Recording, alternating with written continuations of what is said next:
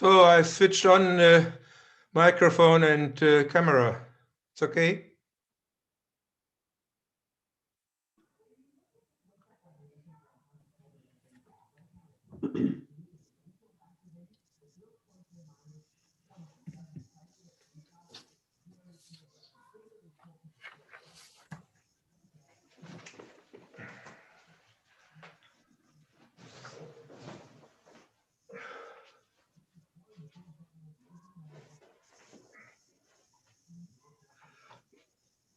Okay, I think we can start. A warm welcome to everybody to this roundtable on cooperation mechanisms of local government in times of crisis. My name is Greta Klotz. I'm researcher and project manager at the Institute for Comparative Federalism at Eurac Research, and I will co-moderate this session today together with Mr. Rupak Chattopadhyay. He's the president and CEO of the Forum of Federations. So this roundtable is a public event organized within our annual Winter School on Federalism and Governance. And we are very glad to organize this event today with the Forum of Federations. We have a long-standing cooperation as an institute with the Forum.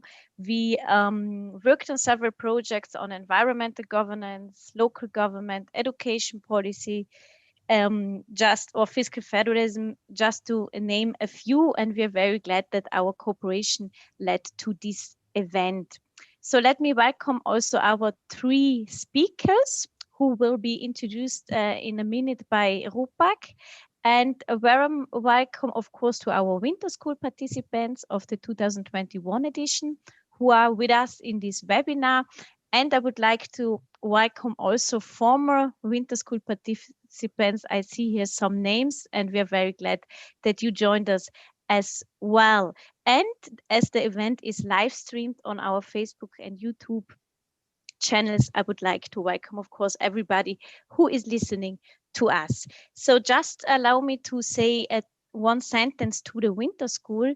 Our Winter School is an annual training program jointly organized by Eurac Research in Northern Italy and the University of Innsbruck in Austria.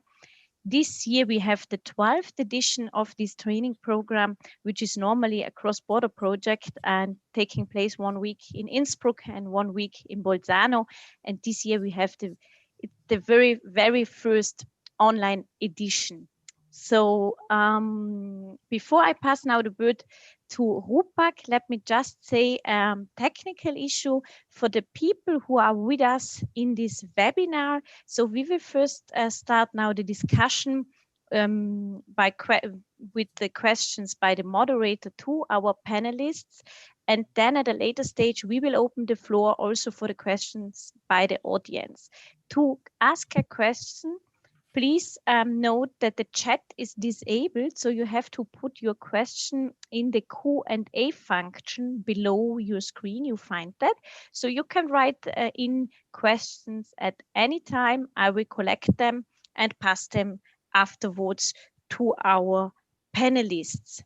So I'm very excited. I'm looking forward to this session, a very recent and interesting topic and important topic, I think, in many regions and parts of the world. So that was it from my side. Again, welcome. I'm looking forward to hear from you. Thank you to our speakers. And Rupak, the floor is yours. Thank you very much. Thank you very much, Greta, for the introduction. As you've correctly mentioned, we have a long history of cooperation with Eurac and the Institute, and it's always a pleasure to work with you. And we're very happy that this morning we could help support the Winter School by helping to organize this panel. I'm very privileged to say that that we have wonderful panelists, people I've known and worked with for more than a decade. Some very, people I've worked with very closely over the years. So let me start by introducing briefly the panelists who will be speaking today. The first person who will be speaking this morning is Dr. Edith Slack, who is the director for the Institute of Municipal Finance and Governance at the Monk School from the University of Toronto. She's one of the world's leading experts on municipal finance and governance, and somebody I've worked with very, very closely and have had the privilege to be associated with as co-editor for 2 volumes. Enid, I look forward to your presentation this morning, and I'm sure the panel will be very, very pleased with what you have to say. The second speaker this morning will be Dr. Georg Milbrat, who is technically my boss as the chairman of the Forum of Federations Board of Directors, but also somebody who straddles the world of academia as well as practice. He is a former minister president of the German state of Saxony, as well as a professor at the University of Dresden. He also has had the privilege of working at all 3 layers, all 3 levels of government, being a member of the Bundesrat, at the federal level, of course, minister president and finance minister at the state level, and previously, before coming to Saxony, he was with the city of Münster. So again, a very, very broad background of experience. The third speaker this morning from South Africa is Jaap de Visser, who is the director of the Dullah Omar Institute for Constitutional Law, Governance and Human Rights at the University of Western Cape. Jaap is also somebody we've worked with at the forum, and I personally, over the years, very, very closely in a range of on a range of topics, federalism, local government, and in a range of countries across Africa and other post-conflict countries such as the Philippines. Again, Jaap is one of the leading comparative experts on federalism and devolution in Africa. So it really is a privilege to have this global panel this morning. The way it's set up, I will first turn to the panelists to make presentations, about 5 to 7 minutes each. And then once they've completed, each one has completed their presentations, we can go into a panel discussion.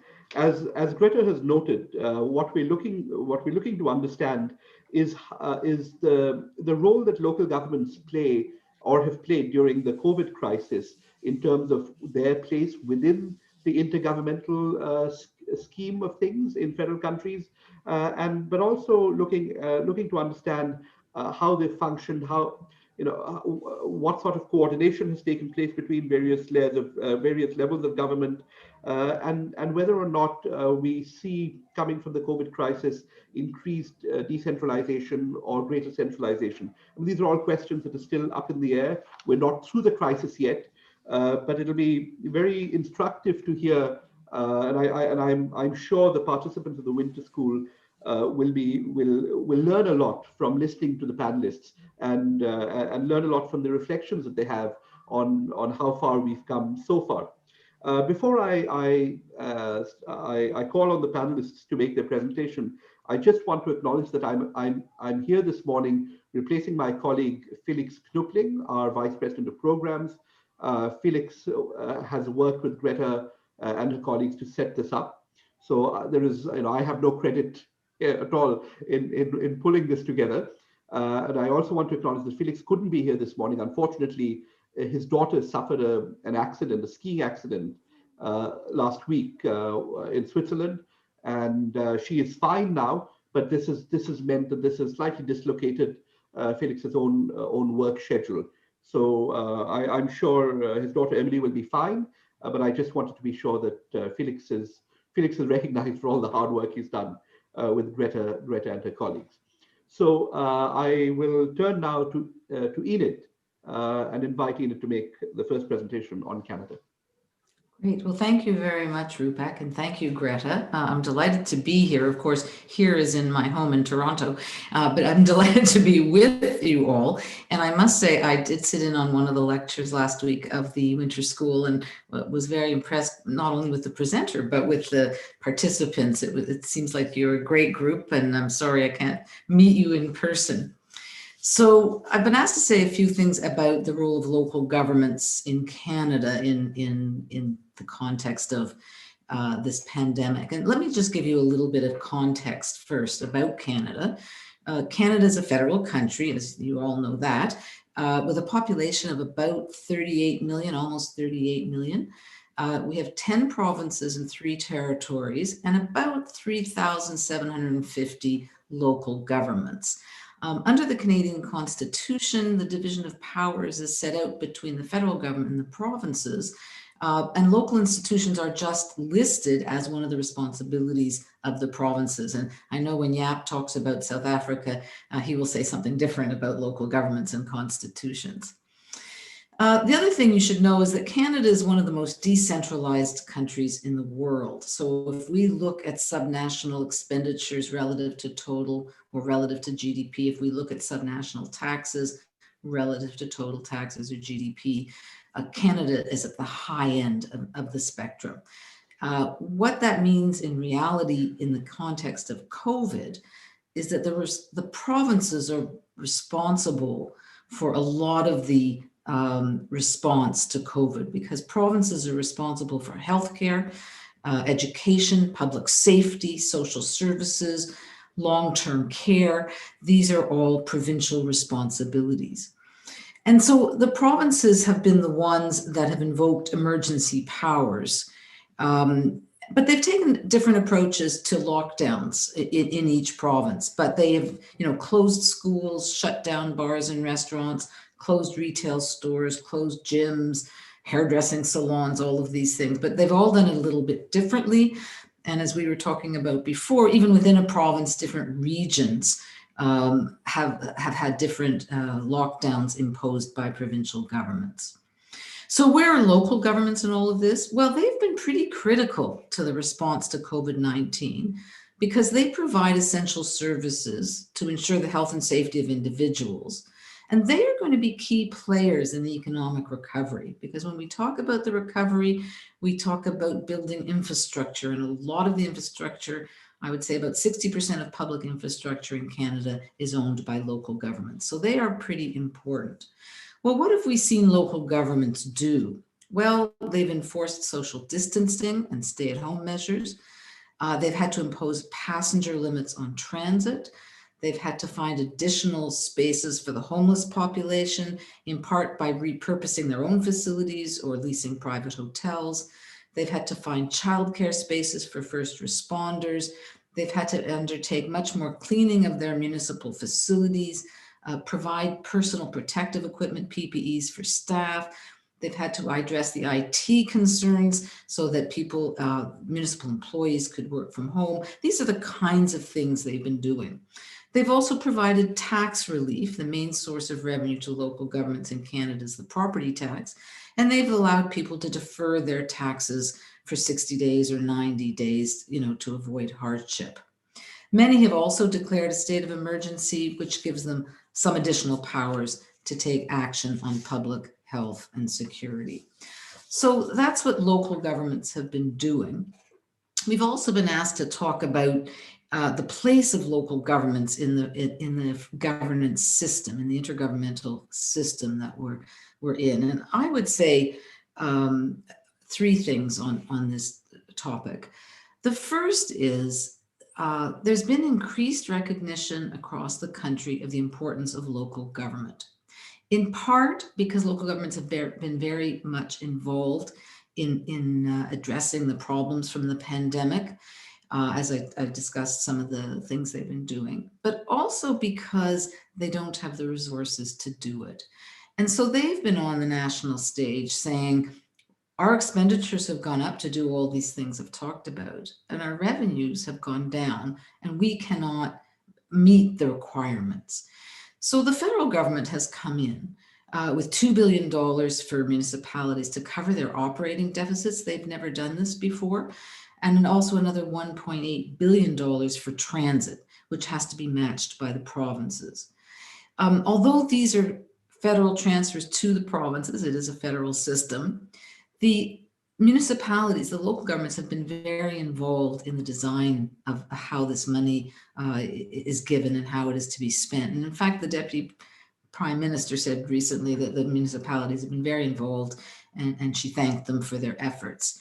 And what's also been interesting is the provinces in Canada always get upset when the federal government tries to do anything with cities. They argue constitutionally cities are part of their jurisdiction. But because the federal government has more money than the provinces have been pretty quiet on all this federal money going to local governments. The second thing we've seen is unprecedented collaboration among the three orders of government. As one city manager from a city said to me, we've gone from advocacy to collaboration. There was also some colleagues of mine at the University of Calgary did a survey of mayors and municipal councillors, and it showed that they had overwhelming support for what the federal and provincial governments are doing in response to COVID-19. So the question in Canada is, because we love this collaboration, will it continue? How do we formalize these trilateral relations? How do we ensure that local governments have a seat at the federal provincial table for those issues that affect them, things like immigration, infrastructure, and public health?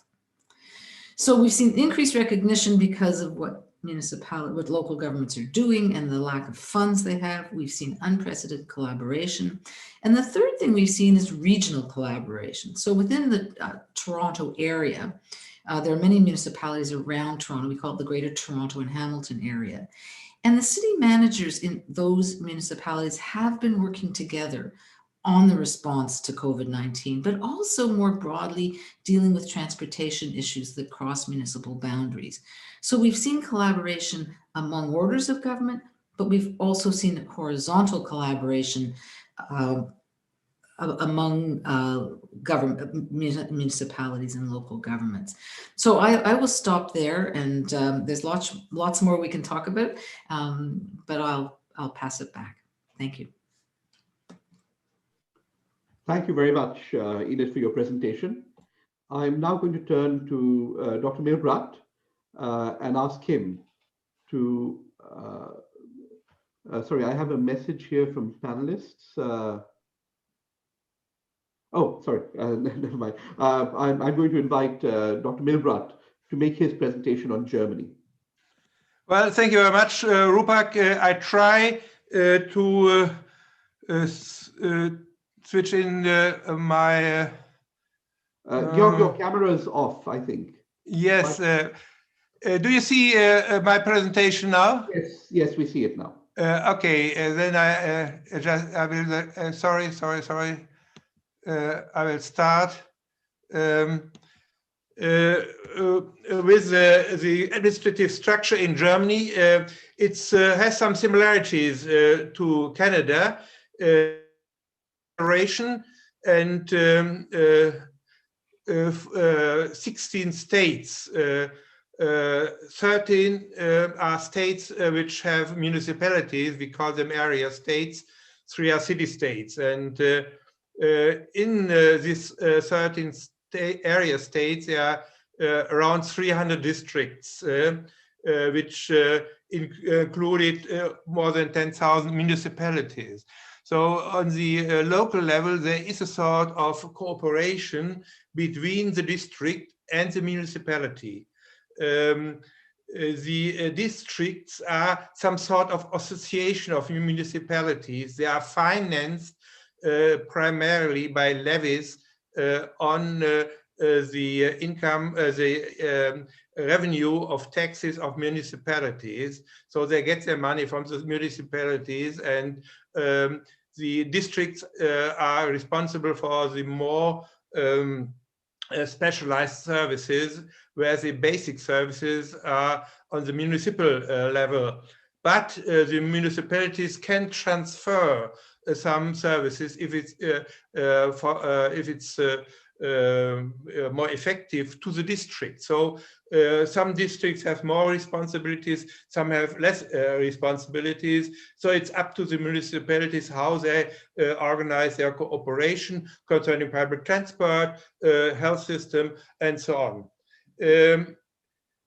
Besides this 300 districts, we have around 100 big cities which have district functions. So they are not included in districts. They fulfill the duties of districts as well as of municipalities. So altogether on the district level, we have 400 units, And these units are primarily responsible for the fight against corona.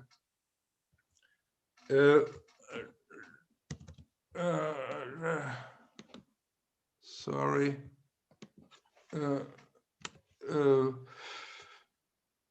To give you some relations, here are the share of the public employees. You see more than half is employed by the states, especially because they are responsible for education, universities and police. 1/3 around is employed by the municipalities and districts, and less than 1/6 is employed by the federation. That gives you an idea that concerning services to the people, the federation does not play an important role.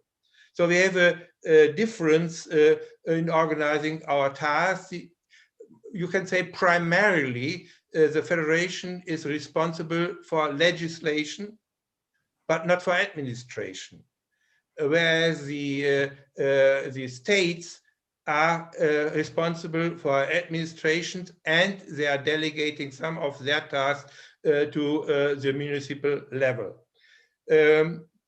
As I said, the federation has the priority concerning legislation. I would say up to 80% of all the tasks regulated by laws are regulated by federal laws. But federal laws are executed by the states in their own right.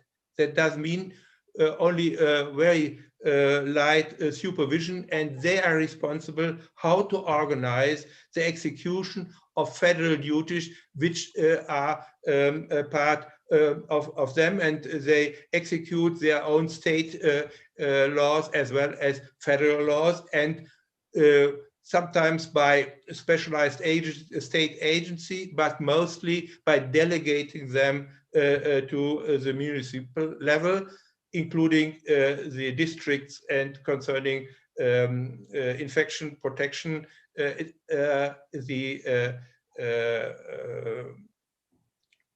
districts are responsible. Here I show you the shares in tax income or tax revenue and public expenditure. You see the share of states and federation are more or less equal at around 40% each, and the rest goes to the municipalities and a small share to the European. Public expenditure side, it's nearly the same. Only the share of the municipality is bigger than the tax revenue share, because they get transfers from the states. And between states and federation, there's a transfer system, some sort of equalization system in place.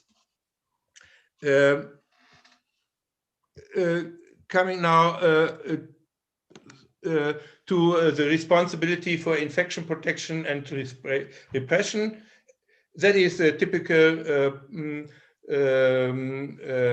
federal law, concurrent legislation. That means if the federation legislates, the states have no right to legislate, and they organize on the federal level data collection and analysis and non-binding guidelines and recommendation by a special institute. It's called Robert Koch Institute. Robert Koch was one of the first Nobel laureate who had something to do with vaccination. And they have, the federal level has special competencies during a pandemic, especially control of immigration, extended collection of traffic data. Then what is very important, procurement of medical goods, including vaccines, and temporary suspension of standards and patent rights, and they decide on vaccination priorities. The state, as I said, are executing this law, and they're entitled to issue legislative decrees which are binding for the whole state territory. And these competences are very huge. All necessary action are allowed to do it by legislative decree, including quarantine measures, stay-at-home measures, closing of schools and enterprises, whatever it's necessary, can be done by the states, that made the state government by legislative decrees, that means without parliament. They instruct and supervise the districts, and they organize now in the current pandemic the vaccinations together with the districts. On the district level, we have contract tracing and testing. All the basic things are done on the local level. The districts and the mayors can issue for their territory special measures as well, if it's necessary. So long as the states have not given them specific orders, they are free to do it. So the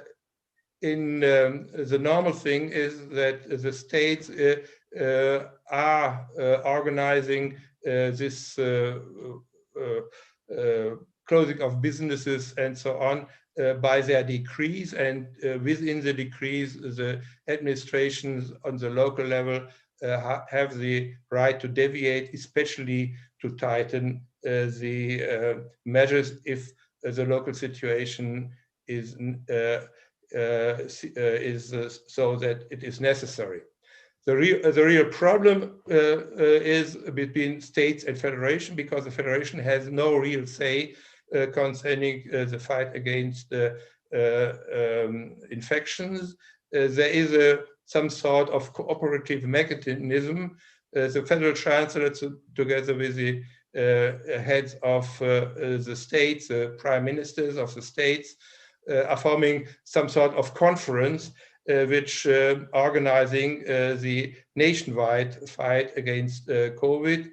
But these conferences are outside the constitution. They are only consultative and cooperative instruments. So if a state is not willing to execute the common decisions, he can do it, no problem, because it's only cooperation, non-binding decisions on the federal level. So that is the main instruments we have: intergovernmental relation and coordination. So here are the most important organs on the federal level. That is in the constitution. We have the Federal Council, which is included in federal legislation. So the states have a say in federal laws because they have to pay for the laws, and therefore they have, in some cases, 50% of the cases can block federal legislations. Then the Conference of State Ministers and federal councils, as I said, and on the same with the same format, we have sectorial conferences for health, education, finance, and interior, including police. So that is the set up in Germany for fighting the COVID pandemic. Thank you very much. Thank you very much for the presentation on Germany, Georg. I'm now going to call on Dr. de Visser to make his presentation on South Africa. Yeah, over to you.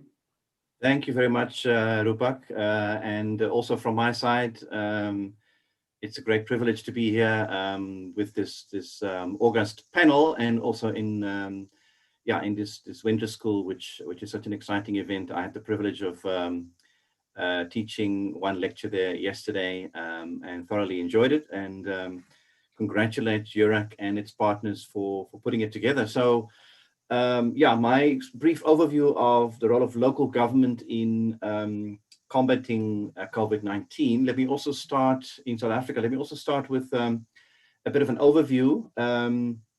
So COVID hit our shores in March 2020. We had a first peak in June, July 2020. We're just coming out of our second peak of December, January. About 1.5 million confirmed infections and 46,000 fatalities. So certainly on the continent, we are the worst hit when it comes to COVID-19. And within South Africa, the urban regions of the country are the worst affected by it. South Africa has a population of about 55 million, with one national government, 9 provinces, and 257 municipalities. And that number is important to take note of because it's very small. That means we have very large municipalities, quite different from the high numbers that we heard from INIT and from the colleagues from Germany. So we have a large municipalities, and they have played quite a critical role in managing COVID-19. So we practice a form of federalism, but we don't really use the term federalism. It's quite a politically tainted word in South Africa. Yet, the constitution bears most of the hallmarks of federalism, but we are a very reluctant federal state. And the federal sort of practice that we have is hourglass federalism with a strong central government, a strong local government, and weak provinces in the middle, sort of in the shape of an hourglass. Our provinces are mainly responsible for social services, quite similar to, I think, the message that we got from INIT out of Canada. Provinces are responsible for social services, health, education. So we're therefore quite at the epicenter of the response to COVID-19. Very differently from Canada, I think our provinces are reliant on the national government for almost all of their funding. They do not raise their own revenue, but are dependent on the central government for revenue. Our municipalities are responsible for the built environment, essential services, water, sanitation, electricity, roads, all the sort of the services related to the built environment. They are supposed to be more self-reliant. On aggregate, about 70% of their revenue they must raise themselves through property rates and service charges in the main. A very strong constitutional position, but also a troubled level of government with a lot of capacity problems and financial problems. So that overall picture obviously is complex, and government's response to COVID-19 was to declare a state of disaster and then proclaim various alert levels and with the possibility for differentiation between those alert levels of how severe the restrictions in terms of closure of schools, of retail, prohibitions on alcohol, all the sort of I suppose, the kind of restrictions that we've all been, we've grown used to. They were all sort of packaged in various alert levels from 1 to 5, with a possibility for differentiation down to municipal level.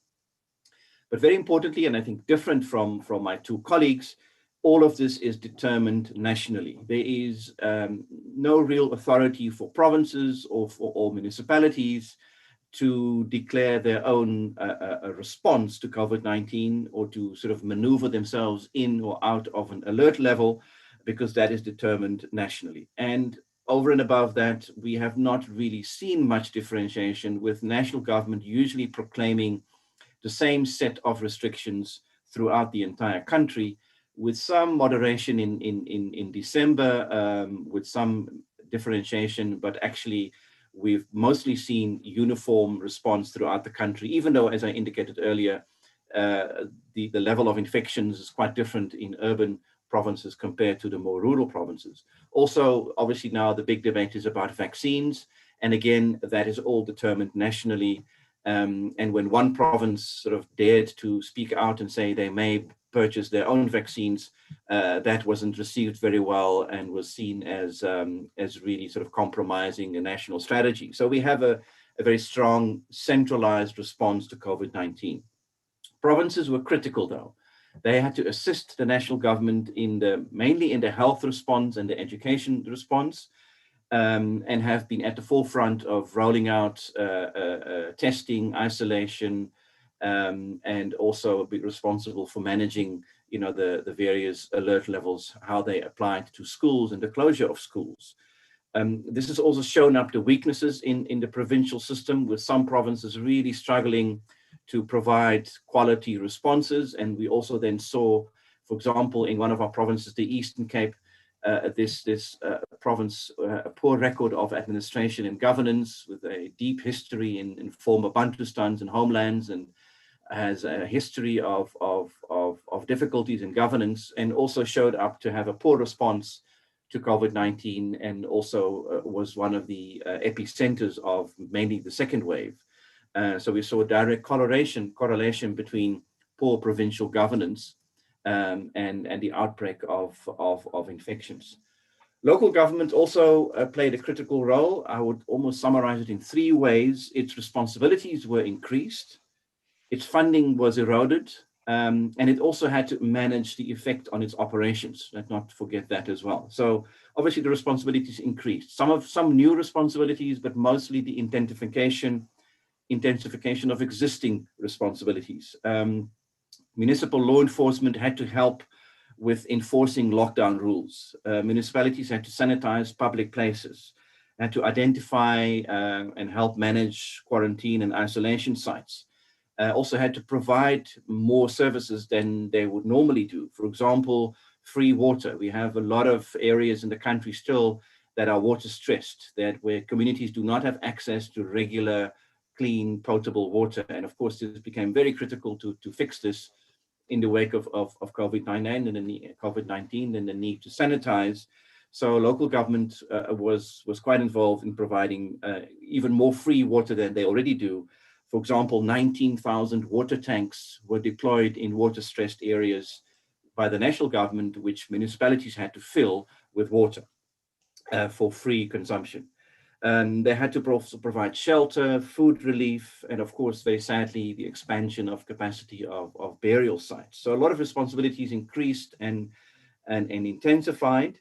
And at the same time, very comparable to what my colleagues referred to, the funding eroded. And the impact of that was immediate. Because of the self-sustainability of municipalities, at least in theory, they are reliant on consumers to pay for services and for property owners to pay for their property taxes.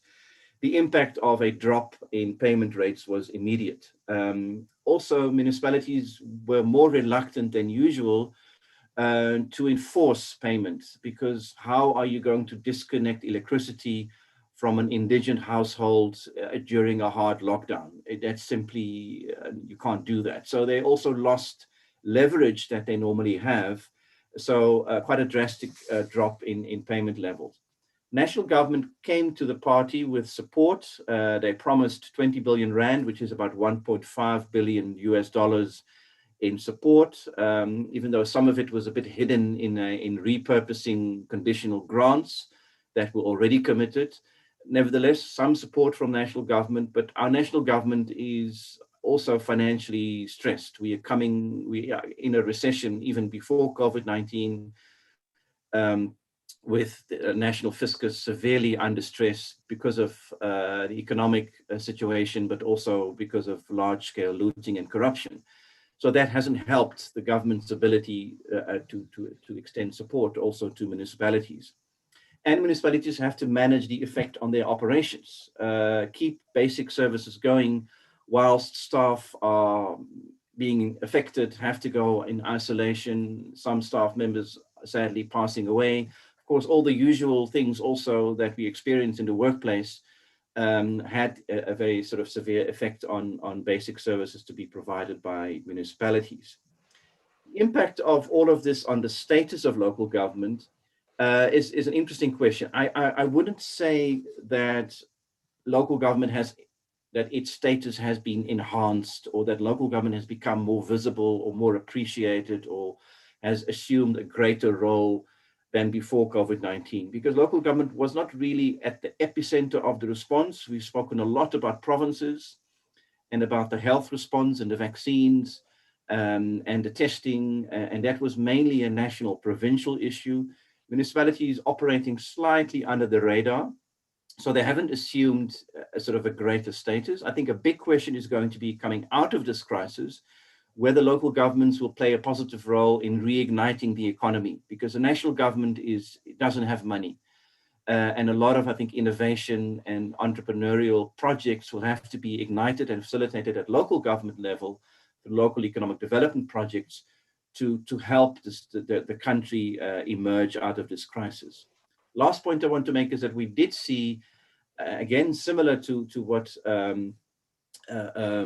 Enid spoke about, sort of the intergovernmental relations intensified. One colleague of mine said that we're seeing intergovernmental relations on steroids now because of COVID-19. Very intense cooperation between the three levels of government, which also brought local government into a lot of discussions with provinces and in a limited way with national government. The national government established sort of an architecture of what they call coronavirus command councils. Here in South Africa, we like to use the war room terminology. So these were command councils where at national, provincial, and local level, various stakeholders within the intergovernmental system came together to discuss the responses, very active at bureaucratic level, very intense weekly, monthly meetings, obviously coming together with, discovering the online meeting concept, which, we were all sort of taken by surprise by this, and suddenly it exploded and opened up a lot of room and possibilities for active engagement. But the National Coronavirus Council was controversial because it completely eclipsed the dedicated disaster management intergovernmental structures. And it was really a command council because it did not involve local government and really was a national government structure with limited provincial input. So there is some controversy around the role of that National Coronavirus Command Council. But quite importantly, the president also convenes regularly a presidential coordinating council, which brings together the 9 premiers of the 9 provinces with a selection of the national cabinet to discuss intergovernmental relations, and also with 1 representative from local government. That was usually a bit of a sleepy meeting that you didn't hear much about, and it would meet maybe once a quarter or once every 6 months. And under Corona, it suddenly met every week, and it really was put on steroids. And I think that's a positive feature, that we're seeing much more engagement between national and provincial governments. It's a bit uncertain whether there was really a lot of room for provincial input and negotiations and bargaining, or whether it was a platform to whip the provinces into line. I think more research is needed on that to get clarity on that. And in terms of the local government involvement in that, it's the usual weakness in South Africa is that we are a bit awkward about our cities. We have 8 metropolitan municipalities. Institutionally, they sit under provinces. But of course, they ought to be playing in the major league, in the big league, because they are the powerhouses of our economy and where the major challenges are. Yet the assumption is that our metropolitan cities engage with provinces and not with the national government. And this also was exposed in the intergovernmental relations around Corona, where we were not quite sure where our cities were featuring. Did they have a seat at the national table where the real decisions were taken? Were they part of the PCC, or were they supposed to channel their inputs through the one single local government representative at national government level? That is as usual in South Africa, always a bit awkward and uncertain. And at some point we saw that Parliament summoned the 8 metro mayors directly to Parliament to come and talk and update the national parliament on the city responses to COVID-19. And that, I think, for us sort of IGR watchers, was a sign that Parliament was saying we can't rely on cities to relate to provinces and be part of this convoluted intergovernmental architecture. We need to hear from them directly as a national parliament. And I think this is something that's going to be continuing discussion coming out of this crisis, how we change our intergovernmental relations system to really once and for all properly acknowledge and give a proper place to our cities, which have been bearing the brunt of the COVID-19 issues and impact, and also were at the forefront of addressing it. So those are just a few remarks from my side, Rupak, and I look forward to engaging with Professor Milbrand and Enid Slack and the audience on all of this. Thank you very much. Yeah, thank you very much for a very comprehensive presentation. I'm going to ask Enid, Georg, and Greta to switch their cameras, microphones on. Thank you, everyone. Georg, your cameras, okay, we have you back now. Thank you very much for all your presentations. I think from the perspective of the Winter School, we've got a very nice range of cases from Canada, dualist federation, very highly decentralized, very strong subnational governments, with Germany somewhere in the middle, integrated federation, to South Africa, sort of a southern federation, from a federation from the global south, doesn't even use the phrase federalism in the constitution or in any official documentation, and also very highly centralized. This was a very, very good range of subjects and of cases, and a discussion of how each of these countries has relied on local government to respond to the COVID crisis. I'm going to start by raising a few questions before we move into an open discussion. The first question I'm going to raise is triggered by the latter part of Jaap's presentation, which is the distinction between how local governments in urban areas have responded to how local governments in rural areas have responded to the COVID crisis. And so my question to you, Enid, is if you could dwell a bit on, in Canada, if there's been a differentiated response or a recognition on the part of higher order governments for the need for a differentiated response between the urban areas and the non-urban areas, as it were. Well, thank you, Rupak, and it was very interesting to see the continuum of centralization and decentralization in the three countries. In some ways, the hardest hit municipalities in Canada have been the big cities, and they have been hard hit because, from a municipal finance perspective, because they have major transit systems, and transit ridership went down 80 to 90% at the height of the first wave. It's come back up a bit, but nowhere near where it has been. And so with that decline, there's been a decline in revenues. So when we look at the impact on municipal finances, it's much larger in the larger cities. In fact, the OECD did a great study of the asymmetric impacts of COVID on subnational governments. And it said, it depends on the spending you're doing, like what services are you providing? So if, for example, if you have a major public transit system, you've been really hard hit. It depends on the revenues you collect. Again, if a lot of user fees for transit, those revenues have gone down.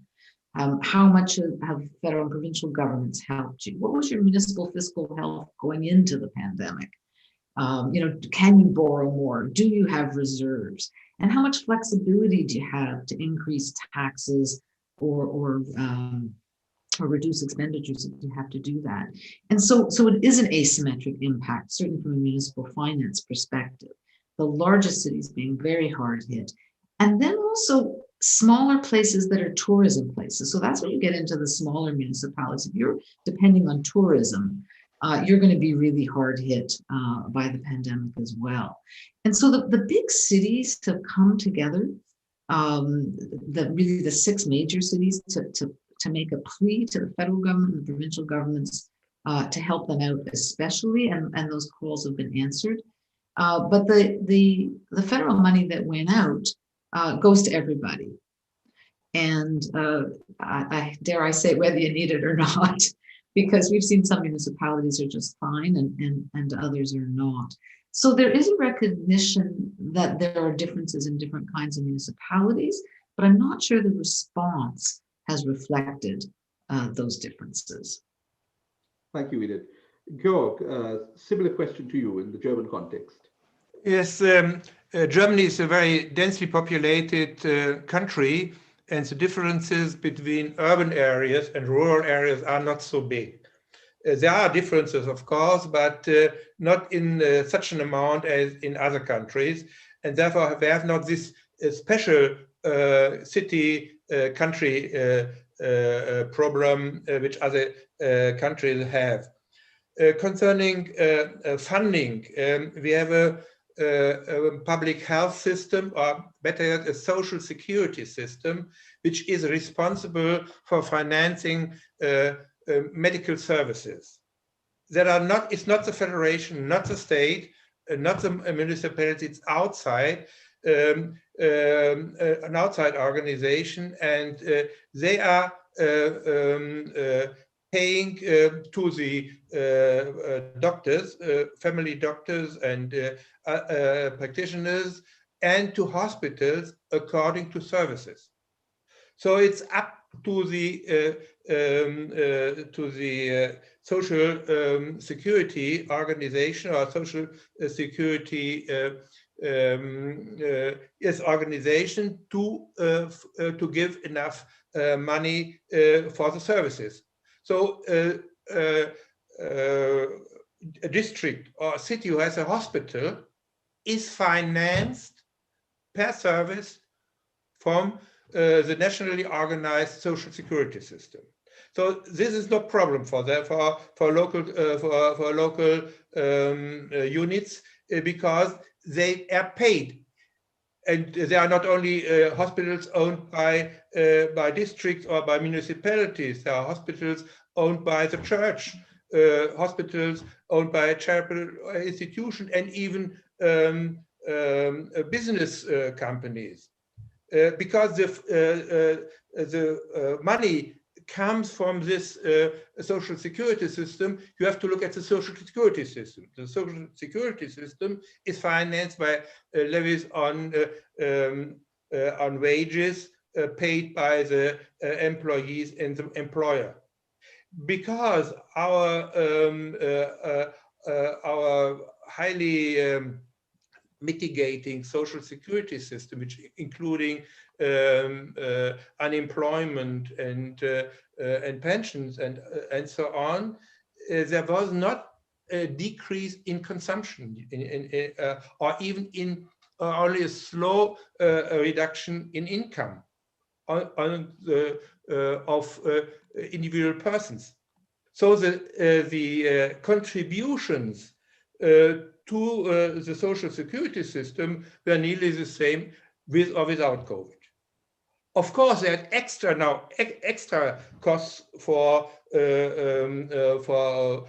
this special COVID pandemic, but the system had reserves. And last year they used the reserves, so there was not an increase in social security taxes on wages by the employers and employees. Maybe in the future there might be some increase. Second element concerning local units, the municipalities and in the end the districts as well have three important taxes. One is a share in the national income tax. As I said, the income tax has not so deviated from previous years. They got their share in the income tax, 50% of the local income, or the income tax produced in the local units. The second is real estate tax. Real estate did not, the value of real estate has not changed so much, so that is a very stable income. And as I said, because people had enough income, because income was stabilized, there was no problem of paying taxes. And the third element, that was a real problem, is a business tax related to profits. So there was a huge shrinking of the revenues of these taxes, but the federal government decided together with the states to compensate the municipal level for the loss of business tax, or as I said, profit tax. So it's so more or less they got enough money for current business of local units and for the expenditure side. Of course, there are some differences from municipality to municipalities. Some municipalities were very high indebted, other at reserves. So there are problems, but not such a problem which I heard from Canada. And a last element of our system is the unemployment system. We have we are paying for unemployment layoff, but also for reducing hours. And during the pandemic, the unemployment rate didn't increase, only to a small amount, but people didn't work or worked for half the time or 20% of the time. And the differences were paid up to 60 or 80% by the unemployment system. So that was the element to stabilize consumption and income. On the other side, they are running a deficit, of course, now. They had reserves, but they're running a deficit. And the national government is willing and able to run a huge deficit as well, and gives now money, federal money coming out of debt to the systems to stabilize the systems. And on top of this are giving some stimulus money to private businesses or for special purposes, including the procurement of vaccines, PPP, and so on.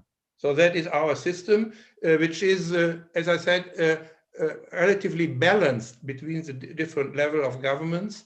And because of the possibility to raise debt, it was not a problem up to now.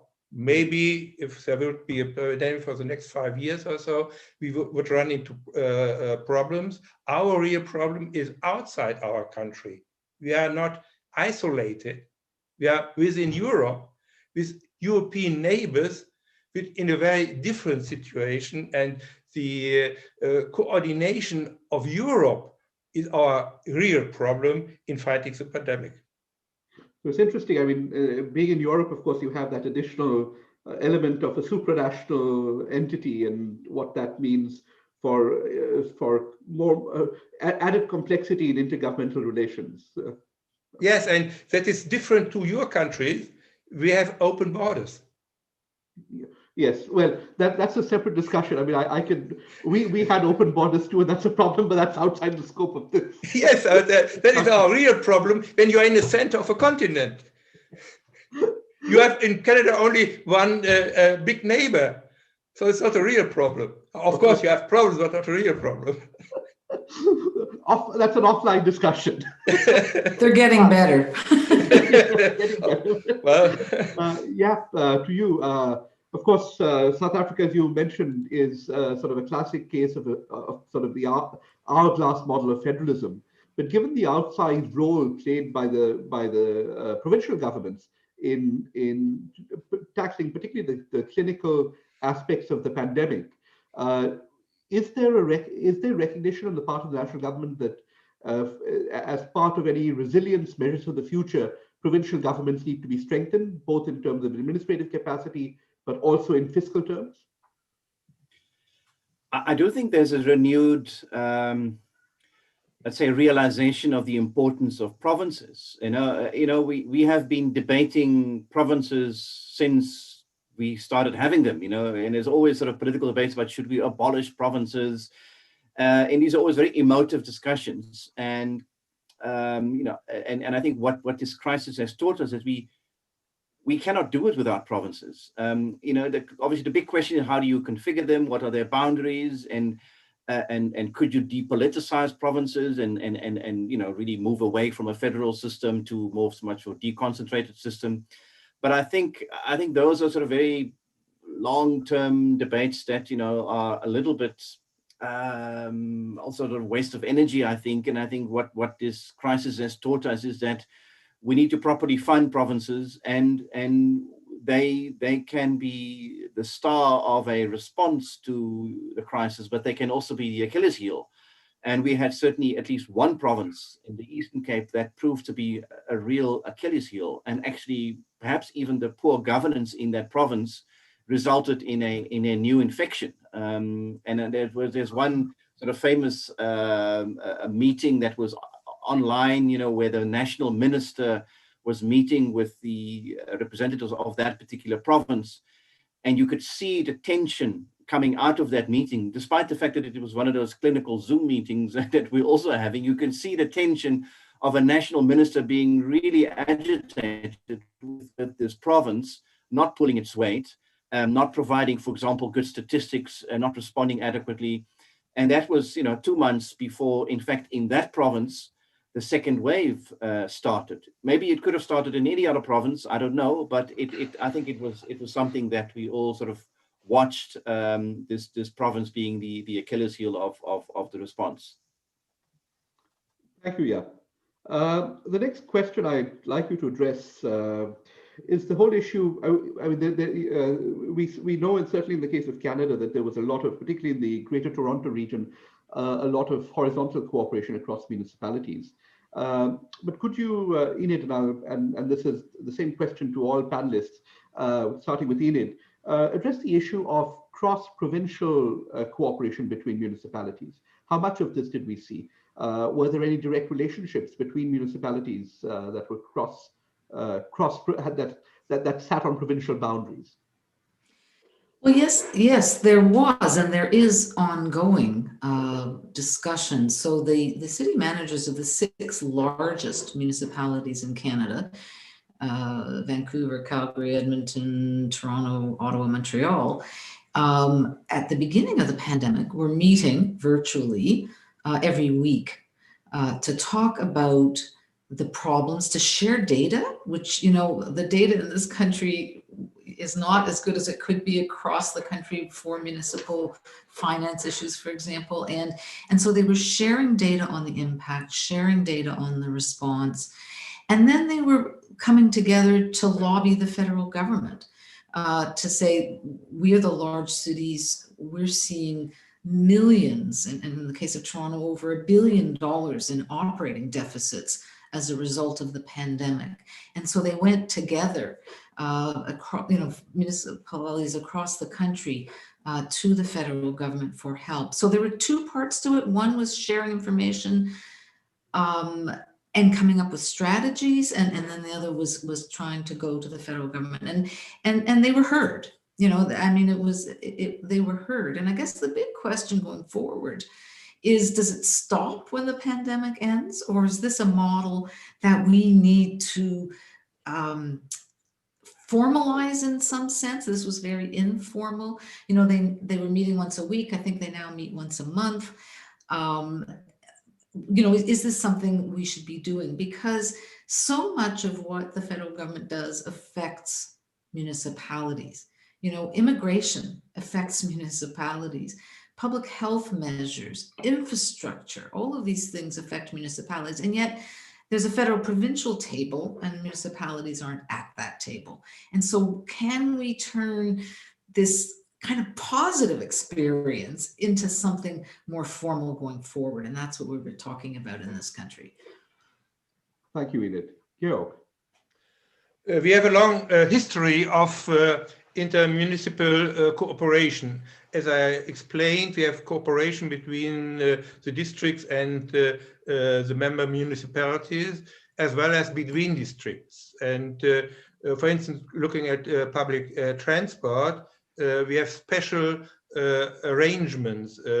The public transport is not organized by a district because it would be too small. So they form special bodies for organizing public transport or other issues, looking at health issues or environmental issues. There are these organizations are in place and they are working.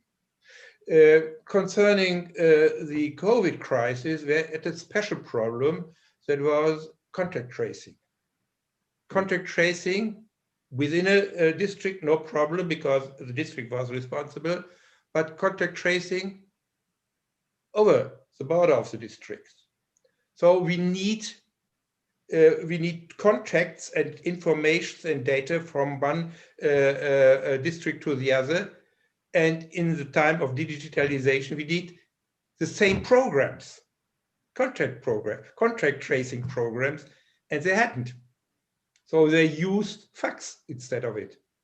So now they are organizing a common data pool, first on the state level and then, of course, on the federal level as well, so that we have an integrated data system, which we hadn't.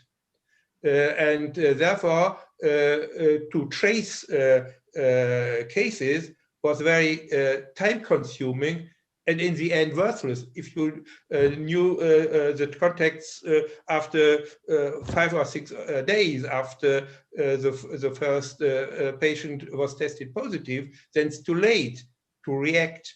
And there is a real problem, or there was and is still now a real problem in our system. Coming to the data collection, we have a special program in Germany, not on the provincial level, not on or state level, not on the local level, and not on the federal level, but in Germany as a whole. We have our privacy laws, very strict privacy laws. And to fight the pandemic, you need to get access to private data. And that's not so easy in our country. So in the end, we had to balance our privacy laws and the protection of privacy on the one hand side, and fighting the pandemic, for instance, with quarantine measures or stay-at-home measures, or even in the end, more fatal outcomes of the COVID crisis. So there's a discussion now: have we to reduce our standard of privacy laws to soften our restrictions, and in the end have a lower death rate as today? I'm very favorable in reducing our privacy laws, and Asian countries, especially with tracing apps, were very successful to detect the relevant cases and to quarantine them individually, and therefore reducing the overall restrictions you have imposed. But nevertheless, this fight is not over, and there are still a lot of people who are not trusting in big data in the hands of the government, or of government of all levels of government. And the same we have on the European level as well. So I think our attitudes to our privacy is the first thing you have to change when we learn the lessons out of COVID. Well, I mean, the paradox of this, of course, I mean, again, outside the scope of this discussion, is people willingly give their private data to social media sites and the private sector, but then don't want to give it to the public sector. I mean, that alone merits another discussion on this. But no, thank you, Georg, for that. I think that's a very, very important issue, and I'll touch on that briefly in a follow-up question. Yeah, Jaap, if you don't mind addressing this question of sort of trans-provincial municipal cooperation, and I'll follow up with a digitalization question. Sure. Let me be brief on this one, because I think it's my impression that horizontal collaboration is a little bit underdeveloped in South Africa, particularly across provincial boundaries. We see very strong horizontal collaboration amongst municipalities within districts, and often also mediated or sort of organized by the district. So we have two tiers of local government, and the upper tier is supposed to coordinate and bring together the lower tier. And that is intensified during Corona, with really also the same story of suddenly, the representatives meeting weekly and having, very intense discussions, particularly at bureaucratic level. I think that is really intensified. But again, within districts, I think across provinces, and even within metropolitan municipalities, between the cities and the surrounding urban areas, I think the horizontal collaboration is still underdeveloped, and I think something we need to really work on. So yeah, I think that's something where we can still learn a lot from countries such as Germany that have that long history of horizontal collaboration. There's a lot more to say, but I think let me hand back to you so we can go to the next topic. Sure.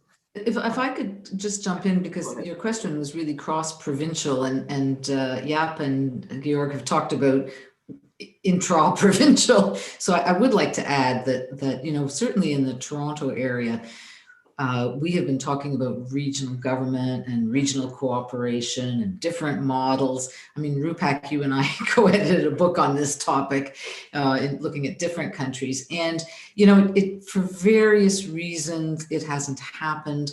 We had Toronto, the city of Toronto, and 6 municipalities. We amalgamated them into one city, which I always said was too big and too small. It was too big to deal with the really local issues, to be locally responsive, but it was too small to deal with the major regional issues of Toronto and the surrounding area. And so we've talked about this for years, and suddenly, not at the political level, but at the bureaucratic level, we are seeing cooperation. We are seeing that people understand that these problems cross municipal boundaries, particularly transportation and land use planning. Those are the key ones, but the pandemic also, response to the pandemic. And so we're seeing, instead of the top-down regionalism that we normally see, we're seeing the bottom-up. We're seeing the city managers of all of these municipalities saying, we have to work together. We're stronger together than if we each operate individually. Again, it's not formal, but I think the pandemic has been a catalyst to make this happen. They say don't let a good crisis go to waste. I mean, this is a case where the pandemic has highlighted the flaws in our system, the cracks in the structure, and we've seen more of a bottom-up response that, again, what happens in 2 years when this is all behind us, it remains to be seen. Absolutely. Thank you, Enid. I mean, the question I'm going to ask doesn't apply so much to Germany and Canada, because these are clearly first world countries with outstanding infrastructure. But one of the things in the forum's work we've seen, we're doing some work with the OAS on local government, on building in South America, building up intergovernmental coordination mechanisms between national governments and local governments. And one of the things the pandemic has really exposed, and the OECD talks about this in one of its recent reports, is the weak digital infrastructure that one sees in the global south, and what that has meant both in terms of data collection, but also in terms of the delivery of services in the context of the pandemic.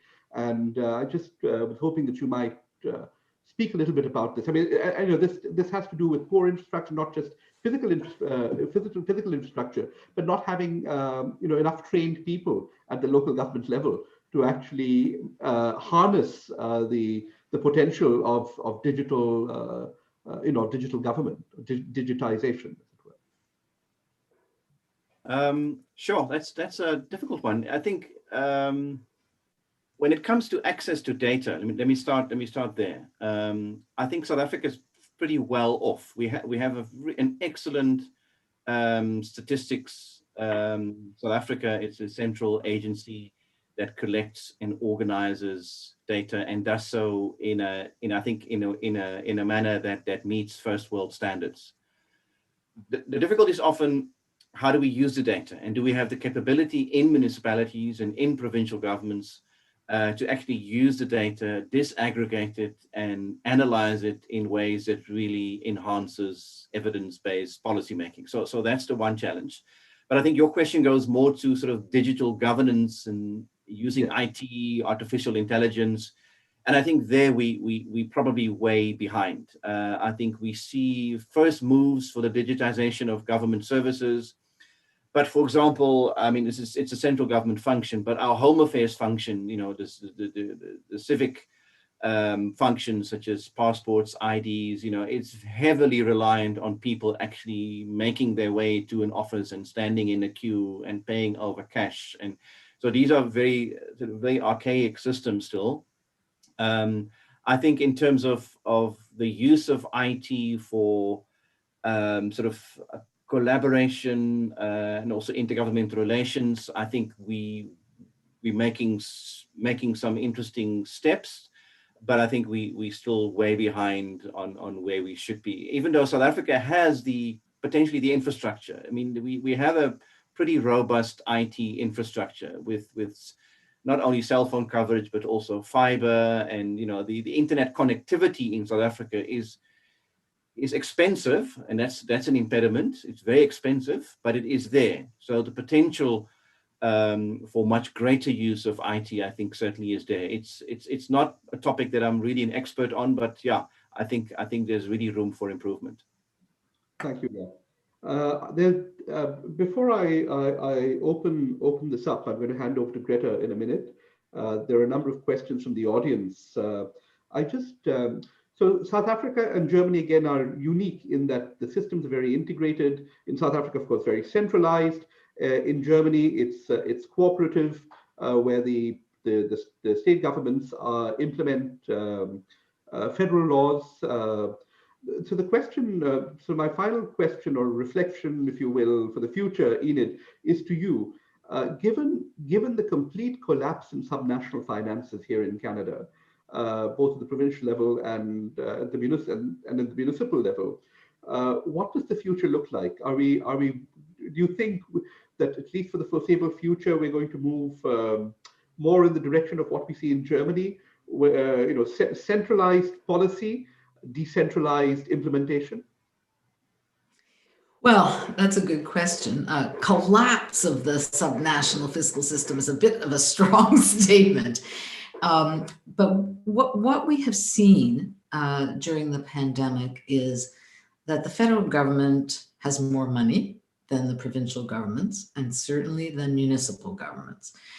A couple of provinces are in particularly difficult situations, facing huge deficits. And so the federal government has come in with all kinds of programs to assist individuals, programs to, you know, rent subsidies, programs to help employers, just lots of programs. And normally, you know, the province would say, these are under our jurisdiction, right? This is, you're stepping on our toes.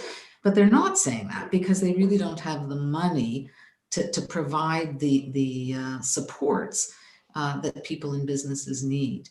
So I think it's showing up the cracks again in our federal fiscal system. And so I think we need to rethink the whole who does what exercise. I think we need to clarify the responsibilities between federal, provincial, and local governments, and then figure out how to pay for it. Because the federal government has the most money, but not the most responsibilities. And so I think I think what's going to happen is we're going to have to rethink what each level of government does, and whether we need to transfer resources, more resources to provinces and municipal governments. I mean, one of the issues in Canada, as you know, Rupak, has been long-term care. This is a provincial responsibility. Under the Canada Health Act, some funding goes to provinces for long-term care, but it's a provincial responsibility. And certainly in the province of Ontario, each municipality has to have at least one long-term care home. So all three governments are involved in this. And as you also know, it hasn't gone well. And Canada has not had a good record on COVID-19 in long-term care homes. And so people are saying we need national standards. We need more national funding. And so, you know, again, it's constitutionally, it's a provincial responsibility, but because it has not gone well and the provinces, you know, don't have the money, people are looking to the federal government. So should the federal government put more money into long-term care? Should they put in national standards? These are questions we have to ask, but we have to ask it for so many of the, you know, health, education, and social service responsibilities. Who should be doing it? And what's the best way to pay for it? And then when you take that down to the provincial local level, you know, you have, you know, municipalities in Ontario paying for social housing, sharing the cost of social services with the provinces, sharing the cost of public health with the provinces, and the ratios of spending change. You know, the province was covering 75% of the cost of public health. They want to go down to 50. Is it going to go back up to 75? Who should be doing it? Who really should take responsibility, and how do we pay for it? And I think that's something going forward in Canada, we really have to think seriously about, because there is vertical fiscal imbalance, as we say in public finance literature, where the matching of expenditures and revenues at each level of government isn't happening the way it should. And so I think there's lots of work to be done after the pandemic.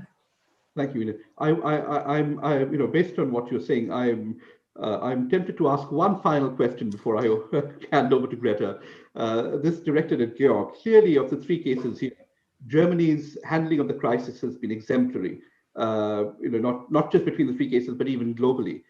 So, Georg, in light of what has transpired so far in the pandemic and the response of the various levels of government in Germany, do you think that the current system in Germany has the right responsibilities assigned at the correct level?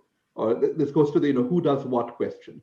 Or do you think post-pandemic there needs to be some rejigging of responsibilities and moving of responsibilities between various levels of government? Yes, I agree that compared to our European neighbors, our results were satisfying. Not very, as I would not say excellent, because we made a lot of mistakes, and we are making a lot of mistakes because our decentralized system, especially between the federation and the states, has some political problems. If it's not popular to close, for instance, businesses or close schools, but they say, well, we'll do it all together. But then you need unanimity. You only get this decision if every 16 prime minister agrees and the central government coordinates. And often we had the problem in the first wave that we closed a little bit too late, but that was not the real problem. The real problem came in the opening, during the opening time, because of pressure of businesses. Premiers undermined the common decision and said, well, we give you an exemption, we give you an exemption, we give you an exemption. So in the end, we open too early. And if one starts with opening, the next state has problems. And the same was on the municipal level as well. So far as they had competences, it was very difficult for a mayor to say, well, I close the schools, even if the neighborhoods are not closing the schools. Perhaps because our situation is not so good, is worse than the situation in the neighborhood. But it was the other way around. Sometimes those who had to close didn't close, and those who had satisfactory numbers were doing more than they had to. So that is one of the problems. So the responsibility within a cooperative system. The second is that the central government had some competencies which it needed. For instance, it was in Germany not possible to close outside borders because of COVID. So we had to amend the Infection Protection Act. Second, procurement. Especially in the case of COVID, you need common procurement of vaccines, of PPP. Otherwise, it won't work. And you need, on top of this, strategy concerning pharmaceutical industry. We are inventing a lot of vaccines, but they are not produced in our country. They are produced in India or somewhere else. So this is a real need for Germany and for Europe as a whole to look at the whole system, not only to the hospitals or the doctors. The industrial infrastructure has to be adapted to the new situation.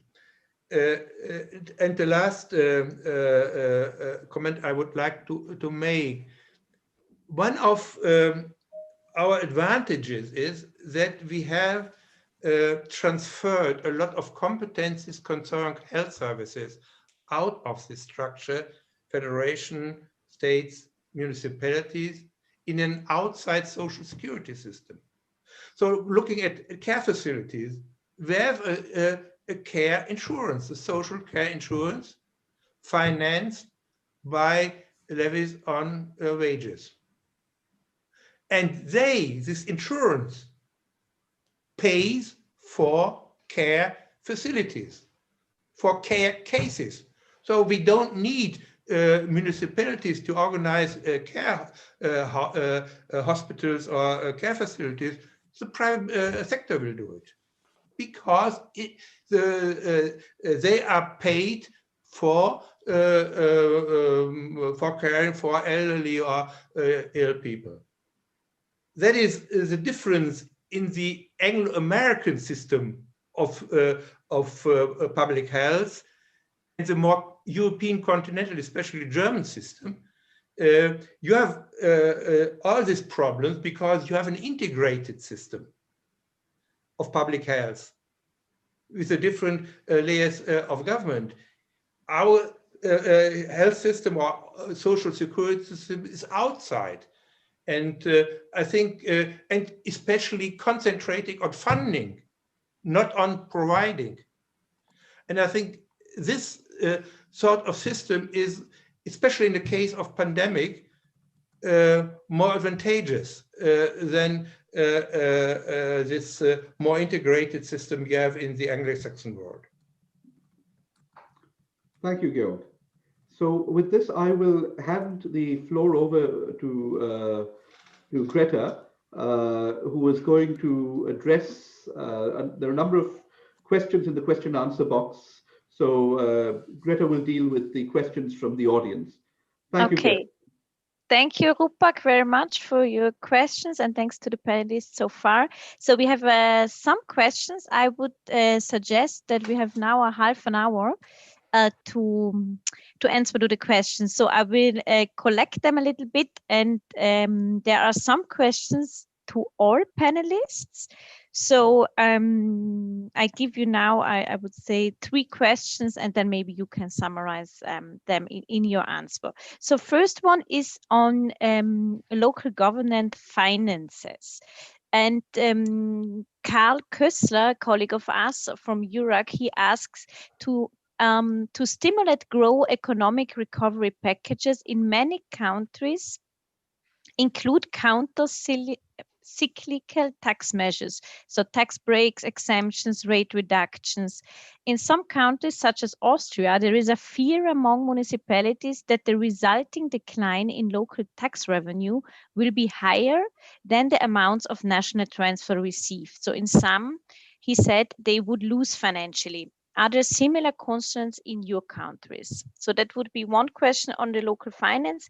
Then we have an interesting question on conflicts between levels of government. And the former participant of our winter school from Brazil, he's asking, are there reports on conflicts between levels of governments regarding crisis management in Canada, Germany, and South Africa?